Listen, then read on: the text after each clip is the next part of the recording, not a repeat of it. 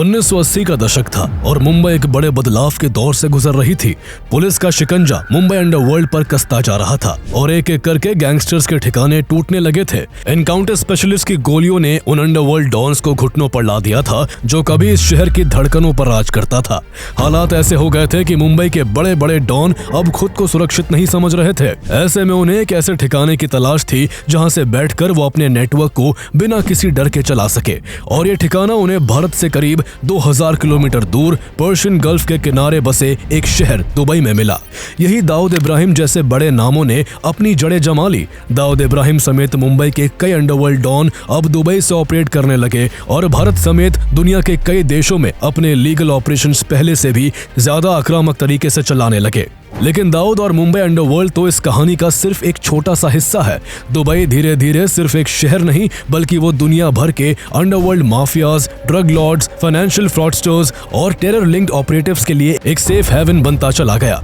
Irish drug lord Daniel Kinahan, Bosnian gangster Janice कैड्रिक, Irish drug trafficker Christy Kinahan और narcotics trafficker Johannes लीशडेकर्स जैसे दुनिया भर के दर्जनों कुख्यात लोगों ने यहाँ अपने लग्जूरियस अपार्टमेंट्स, विलास और करोड़ों के इन्वेस्टमेंट्स के जरिए इसे अपना सुरक्षित ठिकाना बना लिया। इनमें से कई पर इंटरनेशनल वारंट्स है, कई पर करोड़ों के इनाम हैं, लेकिन फिर भी दुबई में उनकी जिंदगी आराम से चल रही है। ऐसे में सवाल उठता है कि आखिर दुबई मुंबई के अंडरवर्ल्ड से लेकर दुनिया के सबसे खतरनाक क्रिमिनल्स तक को चुंबक की तरह अपनी ओर कैसे खींच लाता है। दुबई का ऐसा कौन सा सिस्टम है, क्या लूप होल्स और क्या प्रोटेक्शन है जो कुख्यात क्रिमिनल्स को यहाँ इतनी आसानी से पनाह मिल जाती है, और आखिर क्यों दुनिया की सबसे पावरफुल एजेंसीज भी एड़ी चोटी का जोर लगाने के बावजूद इन बड़े क्रिमिनल्स को दुबई से गिरफ्तार नहीं कर पाती। आज जिस दुबई की चकाचौंध देखकर दुनिया दंग रह जाती है, वहाँ पहले ना तो गगनचुंबी इमारतें थी और ना ही ऐसी शान और शौकत थी, बल्कि वहाँ दूर दूर तक सिर्फ रेत फैली हुई थी। आज से करीब 200 साल पहले दुबई मछुआरों का एक छोटा सा गांव हुआ करता था, जहाँ के लोग दुनिया भर में फेमस पर्ल पैदा करने के लिए जाने जाते थे। दुबई और इसके आसपास के इलाकों में अलग अलग शेख्स राज करते थे और इस पूरे इलाके को शेखडोम कहा जाता था। दुबई पर आबूधाबी सल्तनत का कब्जा था, लेकिन साल 1833 में मखदूम बिन बुट्टी अपने 800 सहयोगियों के साथ दुबई में आकर बस गए और खुद को वहां का राजा घोषित करते हुए इसे एक आजाद स्टेट डिक्लेयर कर दिया। यहीं से दुबई की कहानी शुरू हुई और आज तक मखदूम बिन बुट्टी के वंशज दुबई पर राज कर रहे हैं। यह वही दौर था जब ब्रिटेन समेत कई यूरोपियन ताकतें अपनी पहुंच साउथ एशिया तक बना चुकी थी। उस दौरान ब्रिटिशर्स भारत से लूटे सामानों को दुबई और आबूधाबी के रास्ते अपने देश तक पहुंचाते थे। ब्रिटिशर्स के लिए दिक्कत तब शुरू हुई जब इस रूट का इस्तेमाल रशिया और फ्रांस ने भी करना चाहा। ऐसे में ब्रिटिशर्स ने 1892 में दुबई के साथ अग्रीमेंट करके उसे अपना प्रोटेक्टोरेट बना लिया। उसने दुबई को ग्लोबल पहचान दी और यहाँ के चमकीले मोती दूसरे अरब देश भारत, चीन और यूरोप तक पहुंचने लगे। ऐसे में जल्द ही पर्ल दुबई की इकोनॉमी का एक प्रमुख पार्ट बन गया और कई दशकों तक दुबई इन कीमती पर्ल्स का बड़ा सप्लायर रहा। लेकिन 1920s आते आते जापान ने इन रेयर पर्ल्स को लैब में क्रिएट करना शुरू कर दिया, जिससे समुद्र की गहराइयों में मिलने वाले रेयर पर्ल्स मार्केट में पहले से 90% कम रेट पर अवेलेबल होने लगे। इससे दुबई के पर्ल्स की डिमांड गिर गई और कुछ ही सालों में दुबई के लोगों की भूखे रहने की नौबत आ गई। तब तक अरब कंट्रीज में क्रूड ऑयल की खोज हो चुकी थी और ईरान, इराक, बहरीन, कुवैत और सऊदी अरेबिया में तेल के विशाल भंडार मिल रहे थे। 1966 में दुबई में भी तेल मिला, लेकिन ये उनके पड़ोसियों के मुकाबले इतना कम था जैसे समंदर में कटोरी पानी हो। जहां और देशों में सैकड़ों बिलियन बैरल्स ऑयल मिला, तो वही दुबई में केवल 4 बिलियन बैरल्स तेल निकला। दूसरे देश तेल से अमीर बन रहे थे, लेकिन वही दुबई के किंग शेख राशिद बिन सईद अल मखदूम चिंता में डूबे हुए थे कि अगर सिर्फ तेल पर भरोसा किया तो एक दिन सब खत्म हो जाएगा। वो कहते हैं ना, आवश्यकता ही आविष्कार की जननी होती है। ऐसे में शेख राशिद यूरोप के दौरे पर गए और वहां के इंफ्रास्ट्रक्चर से इतने प्रभावित हुए कि उन्होंने तय कर लिया कि इसी इंफ्रास्ट्रक्चर के जरिए वो दुबई को ऐसा बनाएंगे जो उसे दुनिया का गेटवे बना देगा। हालांकि रेत के ढेर पर एक चमकता शहर बसाना कोई आसान काम नहीं था, लेकिन इन सब में शेख राशिद की मदद दुबई की स्ट्रेटेजिक लोकेशन ने की। दरअसल दुबई पर्शियन गल्फ में लोकेटेड है और ये चारों तरफ से Iran, Iraq, Kuwait, Saudi Arabia और कतर जैसे तेल से लबालब भरे देशों से घिरा हुआ है। इतना ही नहीं, दुबई ऐसी जगह पर है जहां अगर रूट डेवलप किया जाता तो एशिया, अफ्रीका और यूरोप तक आसानी से पहुंचा जा सकता था। उस समय तक दुबई में सिर्फ छोटे बोट्स आ सकते थे, इसलिए शेख राशिद ने दुबई को एक ग्लोबल ट्रेडिंग, ट्रांसपोर्ट और फाइनेंस हब बनाने के लिए दुबई क्रीक को गहरा और चौड़ा करवाना शुरू किया ताकि दुनिया के बड़े कार्गो शिप्स दुबई में डॉक कर सके। इसके अलावा उन्होंने दुबई में रोड्स, पोर्ट्स, एयरपोर्ट्स और इलेक्ट्रिसिटी नेटवर्क्स तैयार करना शुरू किया। इसमें उन्होंने सारा पैसा लगा दिया और तेल से कमाए पैसे भी इसी में झोंक दिए। जब इससे भी काम नहीं चला तो उन्होंने अपने पड़ोसी देश कुवैत से 6 लाख पाउंड स्टर्लिंग का कर्ज ले लिया। एडवाइजर्स ने उन्हें ऐसा करने से मना किया। किसी ने उनके डिसीजन को रिस्की कहा तो किसी ने उन्हें पागल कहा, लेकिन शेख राशिद अपनी धुन में लगे रहे। वो हमेशा कहते थे कि अगर वो केवल ऑयल पर डिपेंडेंट रहे तो जल्द ही सब कुछ एक बार फिर से बर्बाद हो जाएगा। उनका कहना था, मेरे दादा और पिता ऊंट पर चलते थे, मैं मर्सिडीज चलाता हूँ, मेरा बेटा लैंड रोवर चलाएगा, उसका बेटा भी लैंड रोवर चलाएगा, लेकिन अगर हम ऑयल पर ही डिपेंडेंट रहे तो एक दिन ऐसा आएगा जब उसके बेटे के बेटे की नौबत फिर से ऊंट पर चलने की आ जाएगी। इसलिए जब उनके पड़ोसी देश ऑयल से मिले पैसों को अपनी आलीशान जिंदगी पर उड़ा रहे थे, तब शेख राशिद उन पैसों को दुबई को ग्लोबल कमर्शियल हब बनाने पर लगा रहे थे और उनका यही हौसला जल्द ही दुबई को रेगिस्तान से एक चमचमाता शहर बनाने वाला था जिसकी तरफ दुनिया अट्रैक्ट होने वाली थी। इसी दौरान साल 1968 में ब्रिटेन ने दुबई सहित उसके सभी पड़ोसी एमिरेट्स को आजाद कर दिया, जिसके 3 साल बाद सभी 7 एमिरेट्स ने एक साथ मर्ज होकर दिसंबर 1971 में यूनाइटेड अरब एमिरेट्स यानी यूएई नाम की एक कंट्री बना ली। तय हुआ कि अबू धाबी का शेख हमेशा यूएई का प्रेसिडेंट होगा जबकि दुबई का शेख यूएई का प्राइम मिनिस्टर बनेगा। हालांकि एक देश बनने के बावजूद यूएई केवल फॉरेन अफेयर को देखने वाला था, जबकि बाकी की चीजों पर सभी फैसले पर्टिकुलर एमिरेट के शेख ही लेते थे। साल 1972 में दुबई में पोर्ट राशिद बनकर तैयार हो गया, जिससे दुबई में कई देशों के शिप्स डॉक करने लगे और कमर्शियल एक्टिविटी तेज हो गई। शेख राशिद ने एक और बड़ा फैसला लेते हुए उन शिप्स को एक्साइज एंड इंपोर्ट ड्यूटी से फ्री कर दिया ताकि ज्यादा से ज्यादा देशों के शिप्स उनके देश में आकर रुके। ऐसे में बाकी सभी लीगल ट्रेड्स के साथ उन दिनों दुबई में गोल्ड स्मगलिंग का धंधा भी काफी तेजी से पनपने लगा था।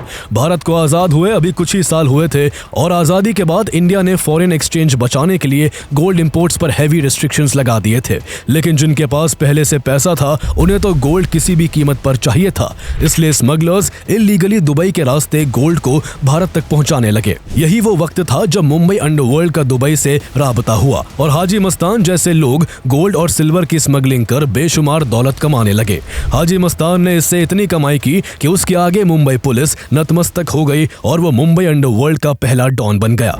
स्मगलर्स बेरूट, लंदन और ज्यूरिक के सैकड़ों टन गोल्ड दुबई के रास्ते इंडियन मार्केट तक पहुंचा रहे थे। दूसरे देशों से लीगल गोल्ड पहले दुबई तक आता और स्मगलिंग के कारण इंडिया तक पहुंचते पहुंचते इसका प्राइस सीधा डबल हो जाता। दुबई के व्यापारियों को इसमें मोटा कमीशन मिलता था।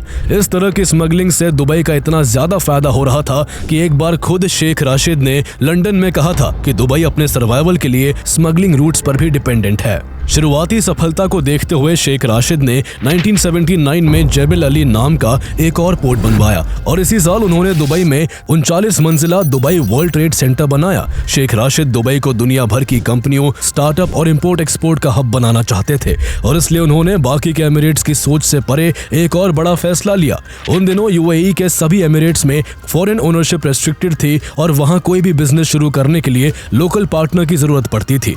ये कानून दुबई में फॉरेन इन्वेस्टमेंट आने से रोकता था। इसे खत्म करने के लिए शेख राशिद ने फ्री जोन्स का कॉन्सेप्ट इंट्रोड्यूस किया और जेबल अली फ्री जोन जाफजा की स्थापना की। फ्री जोन वो इलाका होता है जहां लाए गए गुड्स पर कस्टम ड्यूटीज न के बराबर लगती है। यहाँ ना तो मैन्युफैक्चरिंग टैक्स लगता है और ना ही यहाँ कोई कॉर्पोरेट टैक्स देना पड़ता है। इसके अलावा किसी भी देश के इन्वेस्टर्स को अपने इन्वेस्टमेंट पर 100% ओनरशिप रखने की छूट दी जाती है। कैपिटल और प्रॉफिट्स को आसानी से बाहर ले जाया जा सकता है और तो और कोई पर्सनल टैक्सेस भी नहीं देना पड़ता है। इसके अलावा फॉरेन लेबर को हायर करने पर कोई रेस्ट्रिक्शन नहीं होती है और लाइसेंसिंग और रेगुलेटरी अप्रूवल्स के लिए सरकारी दफ्तरों का चक्कर नहीं काटना पड़ता, बल्कि वो आसानी से उसी जोन के अंदर ही मिल जाते हैं। यानी शेख राशिद ने एक ऐसा रूल इंट्रोड्यूस किया जो बेहद यूनिक था। इससे दुनिया भर के इन्वेस्टर्स को शेख राशिद का मैसेज साफ था कि आओ, कमाओ और जब जाने का मन करे तो बिना टैक्स पे किए अपने देश वापस चले जाओ। इन्वेस्टमेंट को आसान बनाने के लिए शेख राशिद ने दुबई की एविएशन सेक्टर में भी बड़ा बदलाव किया। उन्होंने दुबई में एमिरेट्स एयरलाइन की शुरुआत की और एयरपोर्ट्स पर कई रनवेज बनवाए। इससे जल्दी ही Dubai Air India, Singapore Airlines और यूरोप जाने वाली अधिकतर फ्लाइट्स के लिए रिफ्यूलिंग पॉइंट बन गया। जल्दी ही ये बिजनेस फ्रेंडली एनवायरनमेंट दुनिया भर के कॉर्पोरेशंस, लॉजिस्टिक्स फर्म्स और फाइनेंशियल सर्विसेज कंपनीज को अट्रैक्ट करने लगा और वो अपनी कंपनी को दुबई में शिफ्ट करने लगे। कुछ ही समय में दुबई स्टार्टअप कंपनीज के लिए भी एक हॉटस्पॉट बन गया। इससे दुनिया भर के business owners, professionals, high net worth individuals के साथ साथ अंडरवर्ल्ड माफियाओं और क्रिमिनल्स का ध्यान भी दुबई की तरफ गया, क्योंकि वो इन फ्री जोन्स में बिना किसी रोक टोक के दुबई में gold smuggling, arms trafficking, round tripping, trade miss invoicing और ट्रेड बेस्ड मनी लॉन्ड्रिंग जैसी एक्टिविटीज को अंजाम दे सकते थे। माफियाओं में दुबई पर सबसे पहले ध्यान मुंबई अंडरवर्ल्ड के सबसे कुख्यात माफिया और डी कंपनी के मुखिया दाऊद इब्राहिम का गया। उन दिनों मुंबई पुलिस ने मुंबई गैंगस्टर्स का एनकाउंटर करना शुरू कर दिया था और दाऊद इब्राहिम को भी डर था कि अगर उसने कुछ दिन और मुंबई में बिताए तो वो भी पुलिस के हाथों मारा जाएगा। इसलिए वो साल 1986 में मुंबई को छोड़कर दुबई शिफ्ट हो गया और वहीं से अपने क्रिमिनल एम्पायर को चलाने लगा। दुबई से वो drugs, arms trafficking, gold smuggling और क्रिकेट मैचों की सट्टेबाजी को अंजाम देने लगा। इस दौरान उसने कराची अंडरवर्ल्ड की मुहाजिर माफिया और टर्किश सिप्रस अंडरवर्ल्ड से भी हाथ मिला लिया, जिसने उसे डी कंपनी के ग्लोबल एक्सपेंशन में मदद की। उसने जल्द ही छोटा राजन, छोटा शकील, शरद शेट्टी और अपने दूसरे गैंगस्टर साथियों को भी दुबई बुला लिया और इनकी मदद से वहीं से मुंबई को ऑपरेट करने लगा। 1980 आते इंडिया पहुंचने वाले टोटल गोल्ड और सिल्वर के 30% हिस्से दाऊद के जरिए इंडिया पहुंच रहे थे, जो दुबई से ही स्मगल होते थे। उन दिनों Russian arms dealer Victor Bout ने भी दुबई को अपने आर्म ट्रैफिकिंग का जरिया बनाया। वो अपने आर्म्स को स्मगल करके दुबई के रास्ते ईस्टर्न यूरोप, अफ्रीका और मिडिल ईस्ट तक पहुंचाता था। इस तरह दुनिया भर के रईस लोग, बड़े इन्वेस्टर्स और खूंखार माफिया धीरे धीरे दुबई आने लगे थे। शेख राशिद ने दुबई के टूरिज्म सेक्टर को ज्यादा अपीलिंग और ग्लैमरस बनाने पर खास ध्यान दिया। दुनिया में जो भी चीज फेमस थी उसे बड़े स्केल पर दुबई में लाया गया। यहाँ कई आर्टिफिशियल आइलैंड डेवलप किए गए और उन पर लग्जरी का खास ध्यान रखा गया। इसी बीच 7 अक्टूबर 1990 को शेख राशिद की डेथ हो गई और उनके बेटे शेख मखदूम बिन राशिद दुबई के किंग बने। उन्होंने भी अपने पिता के कामों को आगे बढ़ाया और साल 2002 में उन्होंने दुबई में फॉरेनर्स को फ्री होल्ड प्रॉपर्टी खरीदने की परमिशन दे दी। ये पहली बार था जब नॉन सिटीजन्स दुबई में हाउसेस एंड अपार्टमेंट्स बिना लोकल स्पॉन्सर के खरीद सकते थे। इस फैसले ने दुबई के रियल एस्टेट सेक्टर को अचानक ग्लोबल कैपिटल के लिए खोल दिया। दुनिया भर से बेशुमार पैसा आने लगा और दुबई में प्रॉपर्टी प्राइसेस आसमान छूने लगी। लेकिन बदलाव सिर्फ प्रॉपर्टी ओनरशिप तक सीमित नहीं था। दुबई ने अपना सिस्टम इस तरह डिजाइन किया था कि बाहर का पैसा बिना ज्यादा सवालों के अंदर आ सके। वहाँ ओनरशिप डिटेल्स को लेकर ट्रांसपेरेंसी बिल्कुल भी सख्त नहीं है। दुबई अपने इन्वेस्टर के रियल ओनर्स के नाम कभी भी किसी एजेंसी के साथ शेयर नहीं करता है, यानी प्रॉपर्टी या कंपनी के पीछे असली मालिक कौन है ये जानकारी पब्लिक नहीं की जाती। इसके अलावा अगर किसी व्यक्ति के खिलाफ दूसरे देश में क्रिमिनल इन्वेस्टिगेशन चल रही हो तो भी दुबई में उसके एसेट्स फ्रीज नहीं होते जब तक कि कोई कंट्री फॉर्मल रिक्वेस्ट ना भेजे। यही कारण था कि अमीर बिजनेसमैन के साथ साथ दुनिया भर के अंडरवर्ल्ड डॉन, ड्रग लॉर्ड और बैंकिंग फ्रॉडस्टर भी तेजी से दुबई की ओर रुख करने लगे। दुनिया भर के बड़े बड़े क्रिमिनल्स ने देखते ही देखते दुबई को अपना ठिकाना बना लिया। रियल एस्टेट एक ऐसी चीज थी जिसमें ये क्रिमिनल्स अपने ब्लैक मनी से दुबई में प्रॉपर्टी खरीद सकते थे और जब चाहे इसे बेच सकते थे, क्योंकि दुबई को इससे कोई मतलब ही नहीं था कि उन्होंने ये पैसे कैसे कमाए। यानी दूसरे देशों में काले कारोबार के जरिए कमाए करोड़ों डॉलर दुबई के रियल एस्टेट के जरिए इन्वेस्ट करके आसानी से व्हाइट मनी बनाए जा सकते थे। इस तरह वर्ल्ड क्लास एयरपोर्ट्स, सी पोर्ट्स और डिजिटल इंफ्रास्ट्रक्चर ने दुबई को न केवल एशिया, यूरोप और अफ्रीका को जोड़ने वाला गेटवे बना दिया था, बल्कि इसका फायदा उठाकर अंडरवर्ल्ड डॉन, फ्रॉडस्टर्स और वर्ल्ड क्रिमिनल्स दुबई को अपना सेफ हेवन बना रहे थे। हल्के नियम कानून, नाम मात्र की इंपोर्ट और एक्सपोर्ट ड्यूटी और फ्री कॉर्पोरेट और पर्सनल इनकम टैक्स ने मिलकर कुछ ऐसा कॉकटेल तैयार किया था जो माफियाओं को भी इन्वेस्टर बनने का मौका दे रहा था। दुनिया भर के अपराधियों, गैंगस्टरों और भगोड़ों का दुबई में बसने का एक कारण यहाँ की कैश इकोनॉमी भी है। आज अधिकतर देश कैशलेस इकोनॉमी की बात करते हैं क्योंकि वहाँ की गवर्नमेंट को जनता से टैक्स चाहिए, लेकिन दुबई में ना तो पर्सनल टैक्स है और ना ही वहाँ कोई डेमोक्रेसी है। दुबई को सिर्फ पैसा और इन्वेस्टमेंट चाहिए। उन्हें इस बात से कोई मतलब नहीं है कि उनके यहाँ आया हुआ पैसा कैसे और कहाँ कमाया गया है। ऐसे में गैंगस्टर्स दुबई में बिना किसी सवाल जवाब के प्रॉपर्टी को कैश में खरीद लेते हैं। अगर कोई रियल एस्टेट डीलर मैनेजर से कैश में डील करता है तो उससे कोई पूछताछ नहीं की जाती। हाल ही में एक कोवर्ट इन्वेस्टिगेशन में एक स्वीडिश अंडरकवर रिपोर्टर ने दुबई के एक रियल एस्टेट एजेंट के सामने खुद को क्वेश्चनेबल बैकग्राउंड वाले इन्वेस्टर्स की तरह पेश किया। उसने पूछा कि अगर पैसा इलिसिट सोर्स से हो तो क्या कोई दिक्कत होगी, तो रियल एस्टेट एजेंट ने साफ कहा कि उनका कंसर्न ये नहीं है कि पैसा कहां से आया है और बायर कौन है, उन्हें तो बस इस बात से मतलब है कि इन्वेस्टमेंट कहां करना है। इस तरह दुबई में पैसा लाना भी आसान है और उसे लीगली दिखाना भी आसान है। क्रिमिनल्स कैश में डील करके हजारों करोड़ों डॉलर की प्रॉपर्टी में अपने ब्लैक मनी को इन्वेस्ट करके वही बस जाते हैं। वो वहीं से अपने क्रिमिनल एम्पायर को रन करते हैं और जब उन्हें एक साथ बहुत ज्यादा पैसों की जरूरत होती है तो वो दुबई में अपनी प्रॉपर्टीज को बड़े आसानी से बेच देते हैं। प्रॉपर्टी बेचने के बाद उससे मिले पैसों को ये लोग बड़ी आसानी से अपना इनकम सोर्स दिखाकर दुबई के बैंक में डाल देते हैं। यानी एक आदमी जो किसी देश में मोस्ट वांटेड है वो दुबई में एक रिस्पेक्टेड इन्वेस्टर है और उसे वहां कोई हाथ तक नहीं लगा सकता। सबसे बड़ी चीज यह है कि यूएई के केवल 27 देशों के साथ फॉर्मल एक्स्ट्राडिशन ट्रीटीज है, जिसका मतलब है कि बाकी के 160 से ज्यादा देशों के अपराधी दुबई में आकर यहां इन्वेस्ट करके मजे से अपनी जिंदगी काट सकते हैं। जिन देशों के साथ यूएई की एक्स्ट्राडिशन ट्रीटी है वहां भी एक्स्ट्राडिशन की कोई गारंटी नहीं है, क्योंकि यहाँ के रूल्स में इतने लूप होल है जिनका फायदा उठाकर इन अपराधियों के लॉयर उन्हें सालों तक छिपाए रखते हैं। यही रीजन है कि पिछले कुछ सालों में दुबई कई हाई प्रोफाइल फ्रॉडस्टर की एक्स्ट्राडिशन रद्द कर चुका है। साल 2019 में दुबई नॉन सिटीजन्स के लिए गोल्डन वीजा लेकर आई, जिसके तहत दुबई में 10 मिलियन दिरहम का इन्वेस्टमेंट करने वाला नॉन सिटीजन वहां 10 साल के वीजा के लिए अप्लाई कर सकता है, जबकि 5 मिलियन दिरहम का इन्वेस्टमेंट करने वाला नॉन सिटीजन 5 साल के वीजा के लिए अप्लाई कर सकता है। इस वीजा पॉलिसी ने दुबई को दुनिया के गैंगस्टर्स, फ्रॉडस्टर्स और क्रिमिनल्स के लिए एक महफूज ठिकाना बना दिया, क्योंकि अब वो अपने पैसों को इन्वेस्ट करके सीधे दुबई के सिटीजन बन जाते हैं और वहां के सिटीजन को मिलने वाली काफी फैसिलिटीज का फायदा उठा लेते हैं। जब दुबई से बिना सिटीजनशिप वाले अपराधियों को एक्स्ट्राडाइट करना इतना मुश्किल है तो फिर सिटीजनशिप देने के बाद वहां से किसी भी गैंगस्टर को पकड़ पाना कितना मुश्किल भरा होगा, इसकी कल्पना भी नहीं की जा सकती है। यानी कहीं भी गलत काम करके भर भर के पैसा कमाओ और जब अपने देश में गिरफ्तारी की तलवार लटकने लगे तो अपनी काली कमाई को दुबई ले आओ और यहाँ की प्रॉपर्टी खरीद कर बड़े आराम से सेफ हो जाओ। ना टैक्स की चिंता, न एक्स्ट्राडिशन का डर और ऊपर से यहाँ सुकून भरी आलीशान जिंदगी। ऐसे में जो शहर कभी अंडरग्राउंड ट्रेड से जिंदा था अब ब्लैक मनी के मालिकों का पार्किंग लॉट बन चुका है। इसी वजह से आज दुबई में रियल एस्टेट की प्राइसेस आसमान छूती जा रही है। इसका अंदाजा इस बात से लगाया जा सकता है कि अकेले दुबई में $10 मिलियन से ऊपर के 431 घर बिक चुके हैं। यह आंकड़ा दुनिया के किसी भी शहर से ज्यादा है। दुबई में लग्जरी अपार्टमेंट्स की कीमतें करोड़ों में है। यहाँ सी फेसिंग विलास की कॉस्ट 22 मिलियन पाउंड स्टर्लिंग तक है, जिसकी वैल्यू 250 करोड़ रुपए से भी ज्यादा होती है, लेकिन वो भी ऐसे बिक रहे हैं जैसे वो मुफ्त हो। दुनिया को दुबई का मैसेज साफ है कि क्राइम कहीं भी किया हो, मेरे यहाँ आओ, इन्वेस्टर बनो, सेफ्टी की गारंटी हम देंगे। लेकिन दुबई का एक सख्त तरीका भी है कि यहाँ इन्वेस्ट करो लेकिन शांति से रहो। अगर शांति से रहोगे तो तुम्हें हम लग्जूरियस लाइफ देने के साथ सेफ्टी भी देंगे, लेकिन यहाँ जरा भी गड़बड़ की तो सीधा अपने देश वापस भेज दिए जाओगे।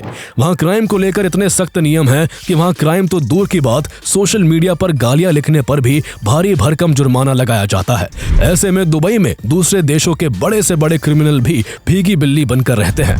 Organised crime and corruption reporting project OCCRP और centre for advance defence studies C4ADS ने मिलकर मई 2024 में दुबई अनलॉक नाम की एक रिपोर्ट पब्लिश की, जिसमें दुनिया भर के अंडरवर्ल्ड गैंगस्टर के नाम सामने आए। इसमें यह भी सामने आया कि किस गैंगस्टर ने दुबई में कहां और कैसे इन्वेस्टमेंट कर रखे हैं। 1993 मुंबई ब्लास्ट का आरोपी Dawood Ibrahim, Irish drug dealer Daniel Kinahan, Bosnian gangster Janice कैड्रिक, Irish drug trafficker Christy Kinahan और नारकोटिक्स ट्रैफिकर जोहानिस लेजडेकर्स ने दुबई के Burj Khalifa, Palm Tower, Jumeirah Bay X3 tower और अवंती टावर जैसी पॉश जगहों में करोड़ों डॉलर के महंगे लग्जूरियस अपार्टमेंट और फ्लैट खरीद रखे हैं। इनमें किसी के सिर पर अमेरिका ने तो किसी पर यूरोपियन यूनियन ने करोड़ों डॉलर के इनाम घोषित कर रखे हैं।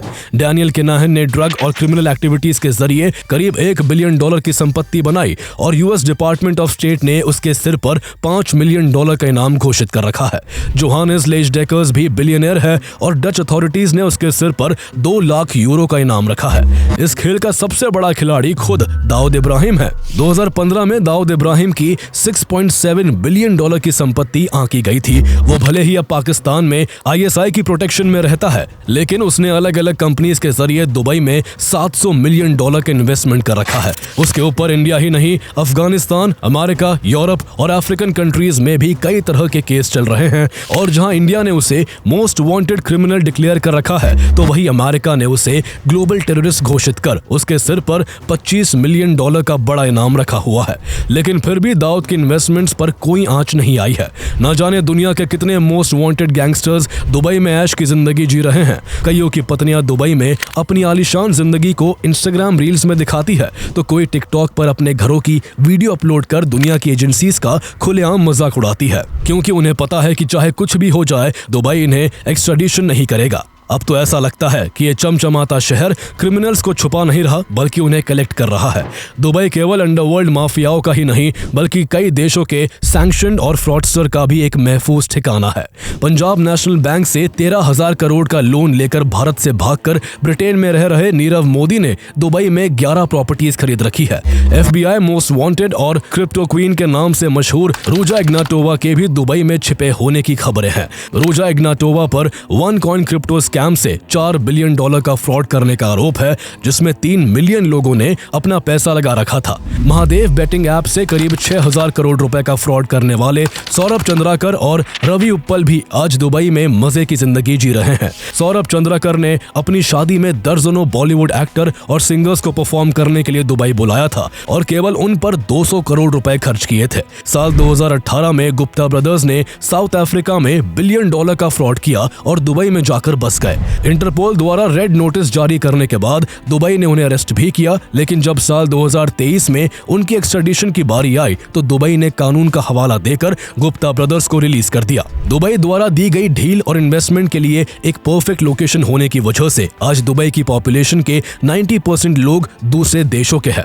केवल 10% लोग ही ऐसे हैं जो यहाँ के मूल निवासी है, और दुबई की सरकार ने उन्हें इतनी फैसिलिटीज प्रोवाइड करवा रखी हैं कि वो इसके लिए कभी भी सरकार के खिलाफ नहीं जाते हैं और न ही डेमोक्रेसी वगैरह की मांग करते हैं। दुबई के पड़ोसी देशों में कई बार आंदोलन हो चुके हैं और समय समय पर पब्लिक प्रोटेस्ट के जरिए सत्ता बदली गई है, लेकिन दुबई में ऐसा कभी नहीं हुआ। ऐसे में दुबई के लिए एक कहावत बड़ी फेमस है कि दुबई के मूल निवासियों को सरकार ने इतनी सुविधा दे रखी है कि वो पैदा होते ही मिलियनेयर बन जाते हैं। आज दुनिया दुबई को सक्सेस और प्रोग्रेस की शाइनिंग एग्जाम्पल के रूप में देखती है, लेकिन वही इसे माफिया और फ्रॉडस्टर्स अपनी इलिसिट एक्टिविटीज का सेफ हेवन बना चुके हैं। ये लोग यहाँ सिर्फ छिप नहीं रहे, बल्कि यहाँ अपनी काली दुनिया के एम्पायर्स बना रहे हैं, डील्स कर रहे हैं और सिस्टम के अंदर रहते हुए अंडर द रेडार काम कर रहे हैं। इसका अंदाजा इस बात से लगाया जा सकता है कि 2017 में दुबई के फ्री जोन्स ने लगभग $118 बिलियन का कंबाइंड ट्रेड वैल्यू जनरेट किया था, जो दुबई की GDP का करीब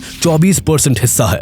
दुबई में मनी लॉन्ड्रिंग की बढ़ती एक्टिविटीज के चलते 2022 में financial action task force FATF ने UAE को ग्रे लिस्ट में डाल दिया था।